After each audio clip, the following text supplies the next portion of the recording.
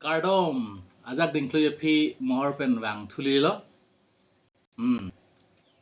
si pi yang tum pen malam so minute hini thom ba ka thanang bang tung bang la hello pini ke good friday pasi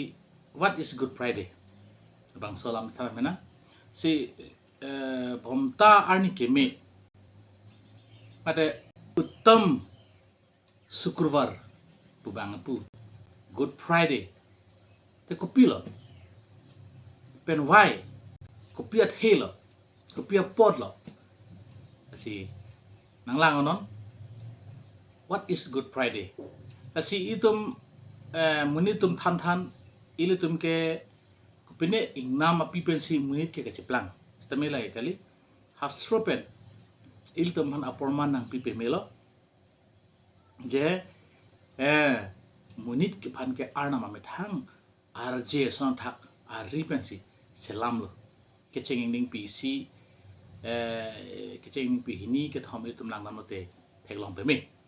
si pini ilitum ti thanam sinang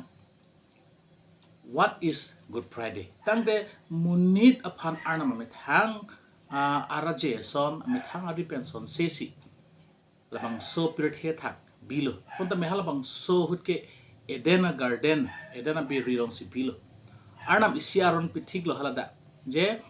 kado kabe thing pe the chutame te bantame bari yang bong chira thing pe the ke churi cholote nang tum thiloji pusi isi aron hada arnam pithik lo te bantame soitan chumo soisi ye tum bible long langnam de theklo soitan chumo soisi nang tum chote thithe chabai chote thithe ke di phirui bang alu sopan chumo soilo alu so cholo thithi delo amasi alu sota ni cholo ni thithi dege man pinam hana chipilo amasi halbang so pese arna maron atum indi delo arna maron kangdilo ingdilo la pese arnam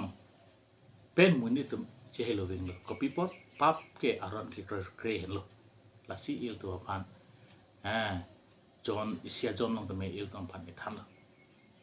lasi labang so pir the tha khala bang so hut pen pap nang cha nang jar lo ta etem tip arnam labang so apir the tha lang ben bisar elo no ha hut ta no ha hut ta bang nor ke batum joksi no ha pen joksa ko pap nang cheng thuwe phak lo athe no ha amit hang amun pimar asumar tumang no arengang se hor kijun hor kangri tilai lo asi no ha pen ta ako pap nang chan thulo aphike arnam pirthe thak pap nang chan nang jarsi labang so pirthe poi pum pet awi pensi jogji pu kamon thri tum pen ke thana malam abraham sopo isahak poi pum peta ke thok ji phan bor il seta arnam chini je abraham sopo ishak pen ke lapang so pap chamon e mate pir the mani pap chamon e si arnam ame thang sopo poi pum pe da ang chi toilo romanang ding pi pho ang neng sunar kep along toklo ilitum papi bom lang husi arnam alang li kang hon itma phan epe klang lo lake alang li sopo pu pumpet per the thak ang chipi der lo itum pap pi bom lang husi pap ke klem bom lang husi jisu la bang so per the thak munit ang che parjan si bang lo munit per the arengke alok arengke ik arengke air akhai kapre adhoram kapre ka pharmanta alang li inu petsi cross attack thila papi bom lang husi athe john 3:16 long pulo arnam la po an pethe phaning honlo alang li methang asupo poi pumpe chipi derlo alang li phang ki kraitum an kivir vedaji bonta kijudun epina chi thekelong ji phansi lang li sopoi pu pumpe chipi derlo sipo ilitum munida khaitum e popular ki thinang ji odolo te bonta me itum ki thi ji lar itum papi bom lang si alang li aso po pum pet per the thak nang toy si cross thak pe thi si il tum ki thi nang jela alang le nang thi pilo copy pora la ke alang le kang hon ki do po kang hon han lo ke thenai pusi non akimi ron long ke il tum just met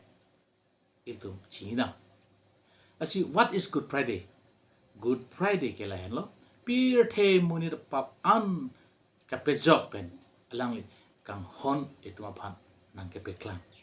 aso posi Good Friday pir the thak ma chok amuni the phan ta alang li mahang the kupen montri koi pu itumar julong le non kachari bom prime minister modi phan ta mahang the kupen lage prime minister manji bu mayo ka chi ni seta Jesu Kristo ke alang li mahang the kupen si lake pangri bang planji ningkang samare chu brahman si montreal lapen muni the power cross attack at hok chipi de jibuta a prang si ka montre tum pen montia lapen ang parda alang li juthom ni thom reng thuji lapen sining chedam thuji pusita alang li phan a prang pen montreal lapen phurkimolong ma jok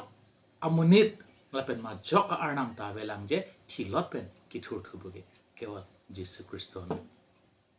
lahalo donatum Good Friday alam the Good Friday po meaning ke good pu ko pipot ma iltum ki thinang jelar pose alang linang thi pilu edu flashback dam lo pudang te hakku hut ke pap anam pap ke dia thok kelong je phan ke birisak avisi Israel khai tum thok pilu te bonta a phike birisak avi pen ke muni pap chaman e pasi alang ni supu pen jok kang hon pe klang si alang ya thok chi pidat lang lahalo Good Friday pa meaning ke to tangte arnam herjeme nang atum lang pedana ana tin ta me kardom la pen ningke me ningke ding pen le dora e tum arnam chardom pi siroi pa